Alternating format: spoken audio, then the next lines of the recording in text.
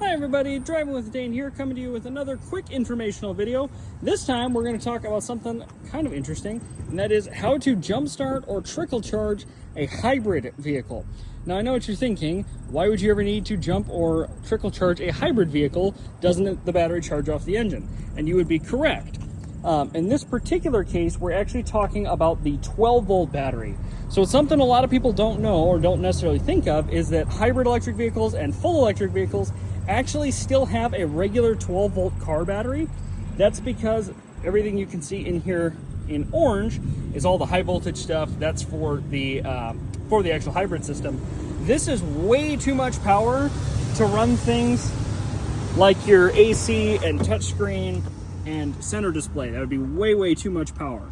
So the car still has a regular 12-volt battery, and it still handles the starting and stopping of the engine, and running your regular electronics. Still charges off of the alternator or the electric motor depending on the car, but that battery can go bad just like in any vehicle, so it still needs jumped. Now, for the most part, the process is the same, but with a couple key differences. So this Escape, this is a Ford Escape hybrid. You can tell that again by the orange cabling underneath here, and the badge on the back is a little bit different in that it has factory posts right here. You can see these clamps are already on.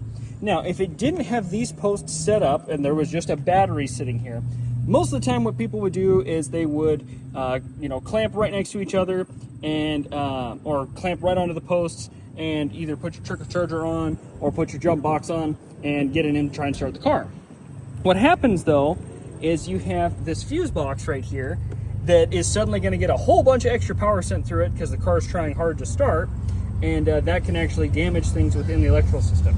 So normally what you would want to do is there's something on the other side of the engine for the negative or for the ground that looks like that, that you clamp onto.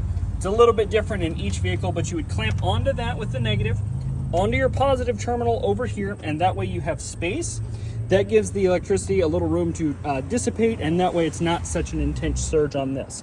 This is something we've learned the hard way.